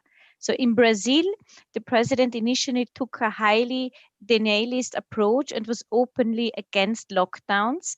And that caused a lot of intergovernmental conflicts. So the Brazilian president eventually recognized the vaccination necessity, but the initial denialist approach significantly delayed the response to the crisis. So have you seen similar conflicts between levels of government in your countries? And then a third question for the first round would be from a winter school participant who asks on the preparation of municipalities. So he said, he's saying competences to the local authorities tackling emergency situations like health crises like COVID-19 are allocated for a long time and not a sudden surprise. However, it seems most local authorities were not prepared properly. How good for South Africa, Canada, and Germany, how good were the local governments in these countries prepared with measure plans, or are we facing more outdated emergency plans within the local government bodies, or no preparation at all? And then he asked follow-up, how could it be done better in future, especially with cooperation in between municipalities and as well with higher government levels? So it's a lot about the cooperation mechanisms which you already touched. So I would say maybe we start with Jaap de Visser. Thank you. Great, thank you, Greta, and thanks to those who asked the questions. Thank you very much. They're very good questions. The question on local government finances. This is the biggest concern, I think, also of municipalities in South Africa. Very few of them have given tax holidays and deferred, tax payments. Only a few of the more wealthier municipalities were able to give kind of tax exemptions, and so they haven't done much of that. But there nevertheless has been a significant drop in collections. A bit of a lukewarm promise from the central government for assistance, because the central government essentially is bankrupt. We have a huge deficit and we have huge problems in our central government finances. So municipalities will receive very little support from the central government. And I think there are very real concerns in local government that it will bear the brunt of these issues going forward. Again, there's lots more to say, but let me move on to the second topic in the interest of time. Conflicts, yes, we've had them, but we have not had any of the kind of denialist kind of conflict. We didn't have that. We have a very good, robust communication from the central government. Our Minister of Health is a medical doctor. He speaks very authoritatively on the issues, and the scientists are now rock stars in South Africa. So that has been very good. And I think something that really sets us aside, frankly, from the UK and from the United States under Trump, we had, and Brazil, we had none of that funnying about denialists, theories, etc. We did have conflicts about the implementation of lockdowns, where one province, and it's always sort of the odd one out, the Western Cape, which is run by the opposition, would often push back against central government measures on lockdowns. For example, there was a conflict about the school closures. Again, these are promulgated nationally and decided nationally. There was at some point a date given for schools to resume. All provinces got ready for that, And then the Sunday evening before that was supposed to happen, national government changed its mind and in a press conference said, no, we're going to open 2 weeks later. One province said, no, we're going to open tomorrow. We are ready and we can do it, and you can't change the law with the press conference. So we had those kinds of intergovernmental skirmishes, which were not based on fundamental disagreements, but on the implementation of lockdowns. Interesting, on the vaccines, an entirely different issue. Again, one province saying, well, if you can't get your act together in the purchasing of vaccines nationally, we as a province are going to go out and buy our own. Raises fundamental issues around how do you do that as a province? Do you then compromise other provinces' abilities to have access to vaccines, given the pressure on supply? National government responded quite angrily and said, no, let's do this together. Let's do this nationally. We can't take on the pharmaceuticals, province by province. So it raises quite interesting questions about when is it sort of a healthy competition, and when does it really go outside of a reasonable response to the pandemic? The third question, were we well prepared? It's a really difficult. I'm not a disaster management specialist at all, but I think our legal framework was well crafted and able to respond. I mean, I know some countries really struggle to find a way to impose lockdowns legally, and we had a pretty easy ride in that regard. The president declared a state of disaster, and that gave license to the ministers to declare sectoral rules. Many of them were challenged in court. Most of those challenges failed, and the court said, well, this is legitimate and this is rational. Of course, there were difficulties, but I think the legal regime was robust and was well prepared. But whether we as municipalities and as provincial governments were ready for this type of pandemic, I don't think we were, but I'm really not sure whether anyone was. I think we were taken by surprise by how fast the virus spreads and how it mutates. And we knew so little at the beginning that of course we were ill prepared, and hopefully through this experience we are much better prepared going forward. Thanks, Greta. Thank you, Jaap, very much. And then I would hand over to Enid on her perspective to these questions in Canada. Okay, thank you. So when it comes to local government finance, municipalities in Canada rely on property taxes, some other smaller taxes like hotel taxes, but nothing major, user fees, and provincial and federal transfers, mostly provincial, a little federal. So going into this pandemic, I would say that municipalities, on average, I said there were 3,750, so I'm just speaking on average, had pretty good fiscal health.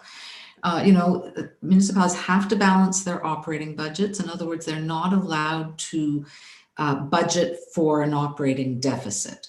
Of course, the pandemic was a bit of a shock, and they ended up with deficits, but they're not allowed to plan for a deficit. So before the pandemic, they were balancing their operating budgets. There's restrictions on borrowing for infrastructure and other capital expenditures. They're all within their limits. They have good reserves. I mean, basically, they were fiscally healthy. In comes the pandemic. Big impact on expenditures. A lot of the things that I said before about, PPEs and IT and all of these things that they had to do. Some reductions in expenditures because some facilities were closed, like libraries and recreation facilities. So they saved some money. Staff weren't traveling anymore. Nobody's traveling anymore. So there were some reductions in expenditures, but by and large, expenditures went up, revenues went down. Now, on the property tax side, a lot of municipalities gave deferrals, I said this before, of 60 to 90 days without interest or penalties. Well, people did pay their property taxes, and so the money came in. The deferral was a temporary reduction in taxes. Of course, the loss of penalties and interest income is a permanent loss. But the biggest loss, as I said before, was on user fees, particularly for transit. Things like development charges on developers to pay for infrastructure, again, delayed. So development slowed a bit, so those revenues are delayed. So a lot of the problems with revenues were delays, with the exception of those those user fees, and particularly for transit. So municipalities, again, not all, but a lot of the big ones, were facing huge operating deficits. So the federal government came in, as I said, and filled that gap. And they did a pretty good job of filling the gap. I think most municipalities were pretty pleased with the result.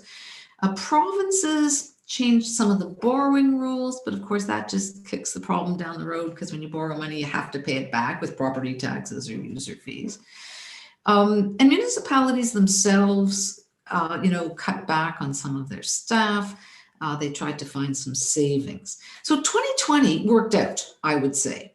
2021, big question mark. So the cities now are coming up with their budgets for 2021, and they're still having the revenue problems, especially transit revenues. They still have the increased expenditures, and they are facing gaps. And this funding was one-time funding. So what happens in 2021? And so we don't know the answer to that, but municipalities, again, the larger ones in particular, and tourist municipalities, are facing real problems. And again, they don't have a lot of options, right? They're going into their capital reserves. They're borrowing a little bit more. These are like short-term solutions. They really are going to have to raise taxes or cut expenditures. There's not a lot of options for municipalities. And so the future is more uncertain. And I think also we talk about stimulating the economy. And a lot of that would involve municipalities building new infrastructure. I said most of the public infrastructure in Canada is owned by municipalities. But if municipalities have dipped into their capital reserves and they've postponed investments in infrastructure, how are they going to be part of this recovery? It's going to be very, very hard for them to do that. So big question, what are they going to do in 2021? Will the federal and provincial governments come in to help? At this point, we just don't know. So the short answer to your question is, are municipalities in Canada worried about this? Yes, municipalities in Canada are worried about this. On the conflicts between levels of government, I know I did say we were all getting along, but there have been some conflicts. I mentioned the one on long-term care. We can talk about the distribution of vaccines. So the federal government procures the vaccines. The provinces come up with their distribution plans, and the municipalities actually distribute it. And things aren't going that well. They're not going as quickly as we'd like. And so we're seeing a lot of finger pointing. Well, the feds didn't do the right procurement policy. The provinces don't have the right plan. Municipalities don't have the right mechanisms.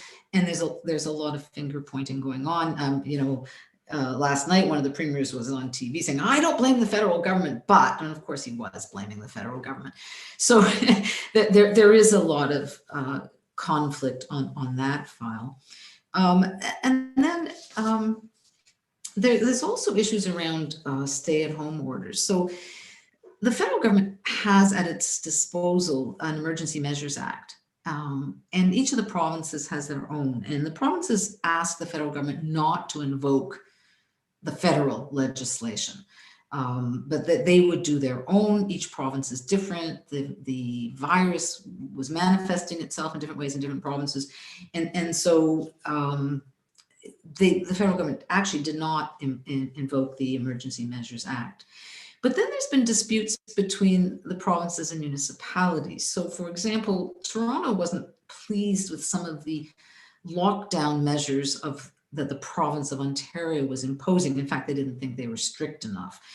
And so the province said, well, you've got your own ability to bring in lockdown measures. And the city said, no, legally we don't. And there was kind of a big discussion about legally who could do it and who couldn't. And, the lawyers got involved, and I'm in the end, Toronto did not invoke its own lockdown measures, but is imposing the stay-at-home orders of the province. The third thing about the preparation of municipalities, well, nobody was prepared. The last pandemic of this sort was the Spanish flu in 1918. Nobody expected to see this. Nobody was prepared.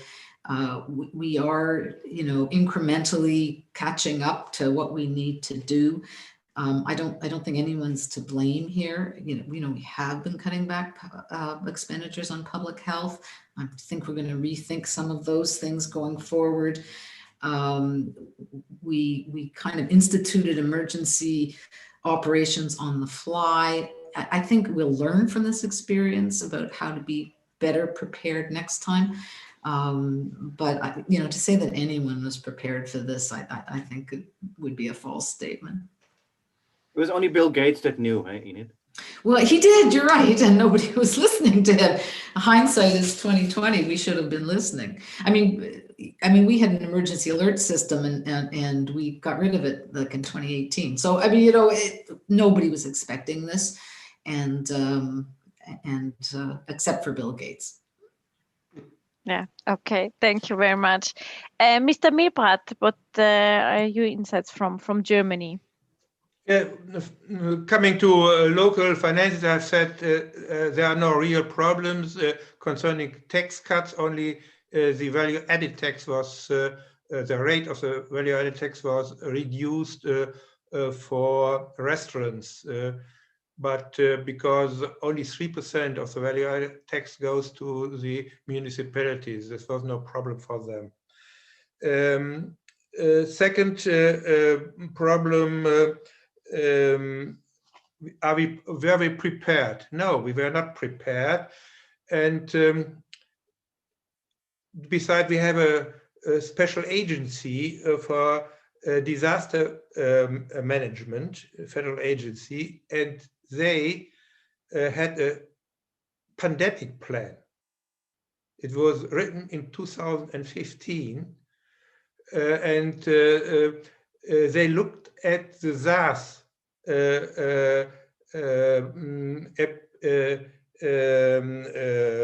outbreak in East Asia in 2004.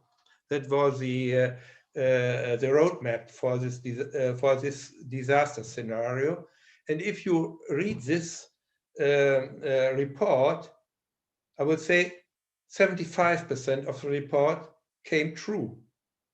But nobody looked at this report. And they made a lot of recommendations to improve the system. But they said, well, it will not happen. And therefore, I think it's human that we do not prepare for very bad things. We hope that we have luck in the end. But concerning COVID, we have to acknowledge that pandemic occur, and they will occur in the future. And therefore, I think we will do more preparation for the next disaster. Looking at the local level, one of the main problems was contact tracing. Because if you trace contacts, first of all, you have to detect them, also testing, then you trace them, then you are able to fight the pandemic or the infection directly and not indirectly by restrictions. And the responsibility for, especially for tracing, not for testing, are local governments. Testing is private business, but that worked. But tracing, they had to increase the personnel dramatically. Normally, in the district health departments, there are, let's say, 5 to 10 persons responsible for contact tracing of the normal diseases. Now we need more than 200. How to get this personnel? Well, you move personnel within the district from one department to the other, and in the end it was the military, which was called in to help the local authorities, especially concerning tracing with manpower, and that is going on. Second,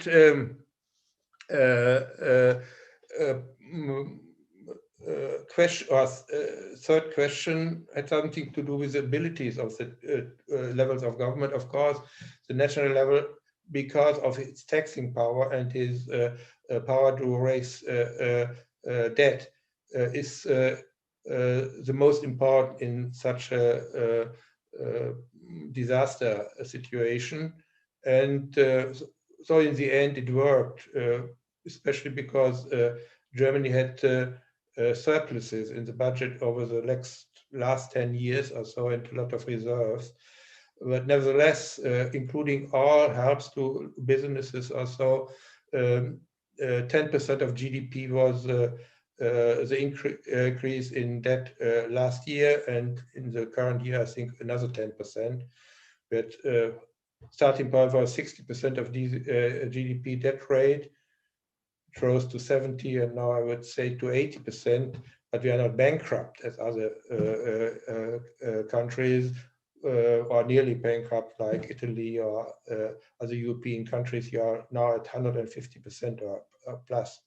So that was our advantage, that money was at hand, and money was spent especially for compensating businesses for restrictions. So, for instance, the restaurants got money, part of their turnover of last year, or of their or the fixed costs were covered. The transport companies got money, first beginning with the airlines, the airports, up to commuting or public transport in metro areas. They all got money, so this problem was solved partly by money, and especially because persons who were hit by the economic consequences of the pandemic were compensated. They were able to agree to these measures and not to make a fierce protest against it. But nevertheless, if this restriction measures will stay on, I think up to Easter, we have to pay. We have paid in spring. We have paid for November. We have paid for December. We have paid for January. Now we are paying for February, and then March and April are the next months where we have to pay for compensating, and then on top of that, for restarting the economy. So we need special incentive programs, especially concerning infrastructure, science, health, and so on, to restart the economy. One problem our health system was not underfunded. So we never reached our capacities. We nearly reached them, but we never overstepped them, because the health system in Germany is very, very well funded. For instance, we have 4 times as many beds for intensive care than our neighbors. So we imported COVID patients from other countries because we were able to. For instance, here in Saxony, patients from the Czech Republic and from Poland were brought to our hospitals because the capacity was there. Okay, thank you. Yeah, I think that's an important difference to also other European countries, which not have such a good financed health system. So I would go for the last round and ask you for very short answers, maybe, so we can manage to do also this other question. One question is to all of you, but please feel free to answer who want. It's about, we talked about interprovincial cooperation of municipalities. There is a question about the role of local governments located at frontiers. So were there significant cross-border cooperation, so on national borders, with in this pandemic, cooperation of services in health systems, for example? And the second question to all is about police power.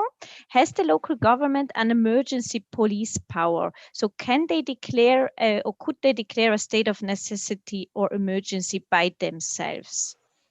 This would be for all panelists. Then we have a question just to Jaap de Visser on intergovernmental relations. And this is, I read now, regarding Italy, political scientists have similarly noted that COVID-19 has prompted the national government to take the multi-level conference system a bit more seriously for coordination.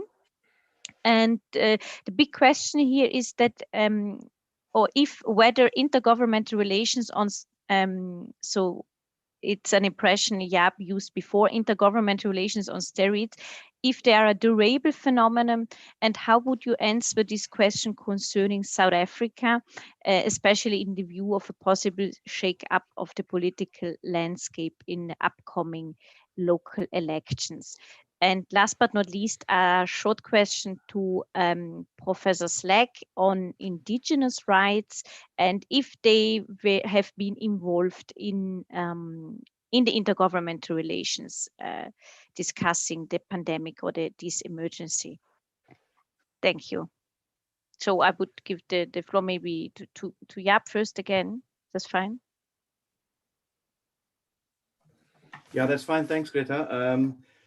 Not much to report on collaboration across frontiers, even though there would have been reason to do so, I think, because for example, we experienced very difficult situations at the border between Zimbabwe and South Africa, where at some point, because of the lockdown measures coinciding with the holiday season, hundreds, if not thousands of people were stuck at the border in Zimbabwe trying to get back to South Africa. So there was a real bottleneck there with very serious consequences in terms of further spread of COVID-19. People literally huddling up in front of the border for days. I think it had more to do also with a lack of coordination between the two countries, Zimbabwe and South Africa, in terms of coordinating their response and their lockdown measures and the timing of things. But yeah, little in the way of municipal collaboration across boundaries. I think that's for long been an underdeveloped scenario here in South Africa and the region. The second question, our municipalities cannot declare a local emergency. They don't have powers to declare a local disaster. They can inform and alert national and provincial authorities and play a role in the declaration of national and provincial disasters, but there's no such thing as a municipal disaster.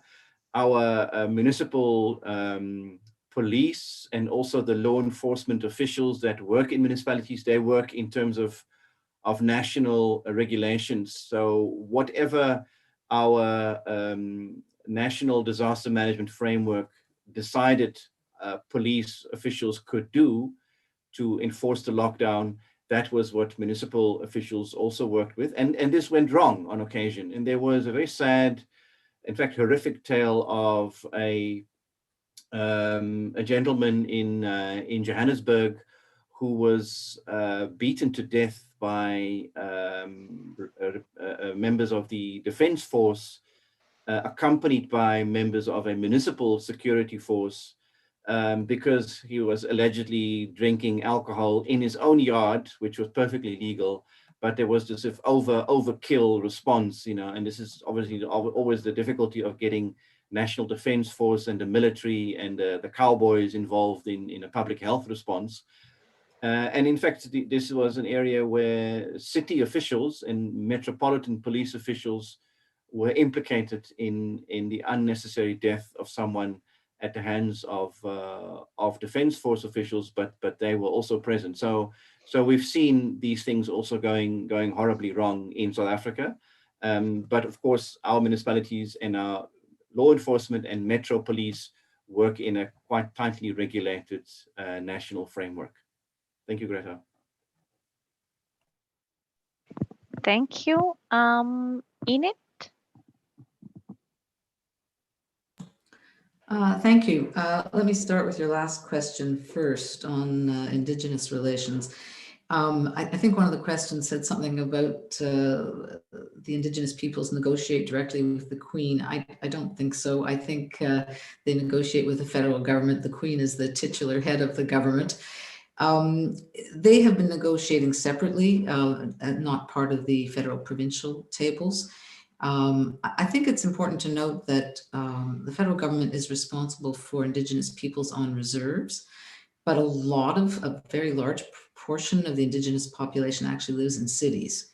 And so there's always been a question about, what's the federal role, what's the provincial role, what's the municipal role in that context. It's not my area of research, so I don't want to say more. I don't know if Rupak wants to add anything on Indigenous relations. Okay. Let's see. What was the question about municipal governments invoking emergency powers? So they can do that. Many municipalities have declared a state of emergency to give them additional powers to take actions on public health and security. So to enforce the stay-at-home measures, that sort of thing.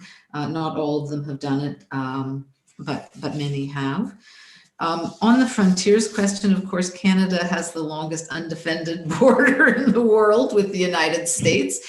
I don't know much about intermunicipal cooperation going on. I mean, there's been a lot of nation-to-nation cooperation. In fact, the border to the US has been closed, except for essential travel.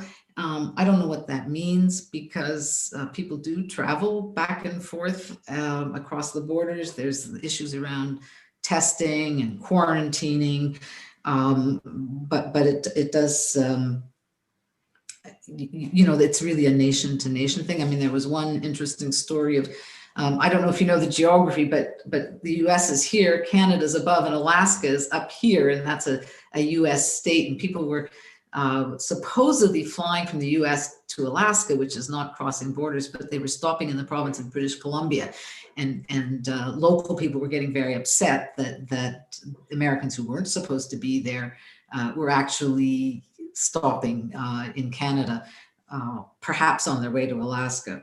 So again, it's not so much a intermunicipal thing, but an international cooperation, and they agree together to keep the borders closed, and they keep extending the dates of how long it's going to be closed. Thank you so much. Mr. Mehlbart, on the issue of cross-border cooperation and police emergency. Yeah, thank you very much. The districts can declare a state of emergency for their territory, especially for natural disasters, and under the Infection Protection Act, the Federal Protection Act, they can do all what is necessary. That is the wording, all what is necessary. So they have the power to close school, businesses, whatever they want, and they used it. But normally this was done by the states because of the coordination and who is responsible for restriction. For reopening, everybody wants to be responsible. For closing, it's a little bit different. Therefore, I think the states are the right address for this. Concerning cooperation between cross-border cooperation, we have to distinguish cross-border cooperation within Germany over the state borders that is possible. There are contracts, agreements between states, between neighboring municipalities, or especially districts. I've mentioned public transport, and so that, of course, that is done over the state borders. It's possible to do this over the international borders as well. If there are agreements between the states, then that the municipalities can cooperate. On our western border, we have this international agreement between all the western neighbors that the municipalities from each side, from different sides of the borders, can cooperate, can establish common institutions, well, transport or fire protection and all these things, even natural disasters, but that does not exist at our outside border, or our eastern border, because these states, Poland and Czech Republic, are very reluctant, because I think that is a lack of sovereignty. Concerning police is 90% of the policemen are employed by the states, 10% by the federation, especially border police and transport police, but 90% that's the normal police, state police. The police has to execute the decrees of the state governments, as well as the stay-at-home orders of a mayor or of a head of a district. And the municipalities and the district have other personnel as well for controlling, not for intervention, but for controlling. So I think in the end, it's up to the local authorities are able to enforce their orders. But talking of the pandemic, it's a huge task. Therefore, I think 10% or 20% of the problems they could solve, and 80% were unknown. And that is the problem with the border protection as well. In Germany, we have 500,000 commuters, daily commuters over national borders. So that is our real problem, because this cooperation within the country is working, but with the outside world around Germany, it could be improved. And that is one of the problems within Europe. Some sharing of sovereignty, because that is a real issue. It's not the people in the municipalities, they understand this, but this concept, I'm a sovereign state, I do all what is necessary on my territory, and the rest is not my business. That is our problem, and we try to solve this by some sort of not international cooperation, but supranational cooperation within the EU, but that is developing. And I think that there will be a discussion after COVID to increase this cooperation, because, for instance, the EU has no competences concerning health, nothing. Okay. But it was necessary to cooperate, especially buying vaccines. And some of our problems came because of the lack of competences on the European level. Thank you very much also for this supranational perspective on the European Union system. Jaap, you wanted to add something? Yes, quickly, just I want to correct my earlier answer. I wasn't entirely correct on the ability of municipalities to declare disasters. They can actually do so legally. In the law, it's provided that they can declare a local disaster, and that then would enable them to impose rules such as banning alcohol and regulating the movement of people and evacuating people. So there are those measures in place. Obviously, in this case, it was completely eclipsed by the national disaster that made any other disaster redundant. But they have actually done so in the past, for example, in very localized drought situations, where one or two municipalities in a specific area were particularly hard hit by a drought, and they then declared a local disaster. So I was actually incorrect earlier. It is possible. It doesn't give them any special sort of criminal justice powers, but they can declare a local disaster. So just wanted to set the record straight. Thanks. Thank you very much. Thank you. It's very interesting. So it was good that you mentioned it. Rupak, yes. I mean, I'm not an expert on indigenous governance, but I note that there are a couple of questions on the subject. So just wanted to address that question very briefly, not in detail. Again, I don't know all the details, but the challenge in the scheme of things in Canada is that indigenous governance is actually a federal subject. So it's the federal government which is responsible for the delivery of services through the First Nations communities. In the context of COVID, policies around that have actually been made with respect to the First Nations and Indigenous communities, have actually been made by the federal government. And it's only in the recent, if I'm not mistaken, in the last few weeks and even months, some Indigenous communities have reached agreements with provincial governments. I know in BC they have. I'm not sure about Ontario, where they're now sharing information with provincial governments. But this is one of the complexities of the Canadian system. But the Indigenous communities, the First Nations, tend to be resident in some very inhospitable parts of the country, very poor infrastructure. And so the federal government is treating them as a vulnerable population, and therefore has prioritized the delivery of healthcare and vaccines and all of that. So I don't know if that answers the questions, but they're not part of the regular scheme of intergovernmental relations in Canada, unfortunately. Okay, thank you very much. Yes, I think we come to an end. So thank you to our panelists. It was really great, a great speaker. It was an honor for us to have you here today. I think we almost discussed 2 hours, so it was really interesting. Thanks to all our participants and their questions. So we heard, I don't also want to content-wise to wrap up because it's not my task, but I think we heard a lot on cooperation, on the importance of intergovernmental relations, on financial challenges, on challenges of municipalities, how to prepare for the future. And so I think we heard also many similarities in the 3 systems in the countries, but also different responses.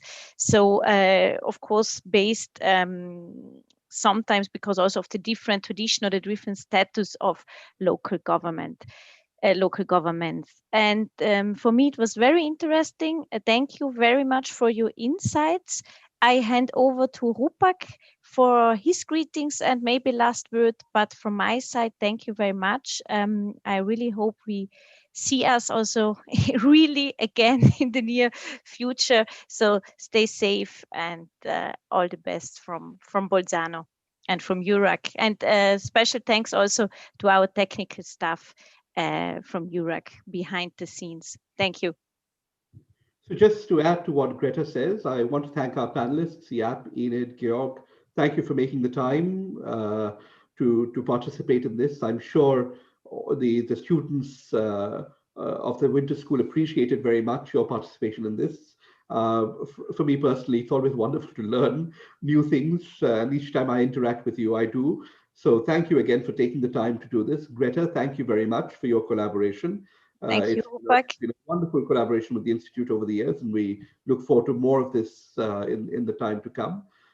Thank you to all the students who participated. I know they're in very different time zones, so all across the world. So again, those of you who are up early, thank you for staying up early. Those of you who are up very late, thank you for staying up late.